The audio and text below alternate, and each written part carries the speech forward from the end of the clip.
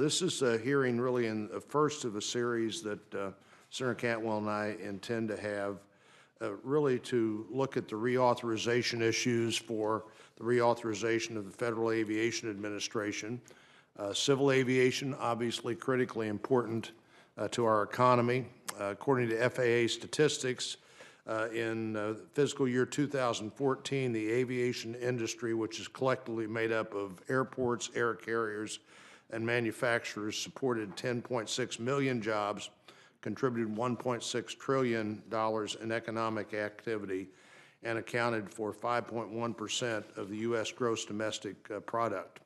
Today's panels will focus really on two important subjects. First, airport infrastructure and the funding of capital needs through the FAA's Airport Improvement Program, federally authorized passenger facility charges, and other things the federal government does to encourage and help meet those capital needs. Second, the FAA's regulatory certification process and an examination of further reforms that could improve safety while also enhancing competitiveness in global marketplace for U.S.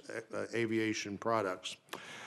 Regarding the first panel on infrastructure, we're mindful that our nation's airport transportation system could not exist without the important relationship between airports and airlines, both of whom are well represented on this panel. The United States has nearly 20,000 airports, ranging from the largest international hubs to the smallest airfields, all providing important services to the aviation community and to our economy. Of these, over 3,000 are eligible for federal funding assistance. The federal government supports airport infrastructure primarily in three ways. One, grants to increase safety and capacity through the Airport Improvement Program. Two, federally authorized fees on passenger enplanements to support capacity and terminal projects.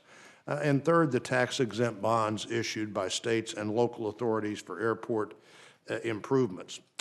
Despite this federal support and the efforts made by local communities and the airlines themselves, the American Society of Civil Engineers recently noted that the infrastructure of airports is not keeping up with demand. In fact, the grade that the civil engineers gave to the airport infrastructure was a grade of D, which is mostly below standard.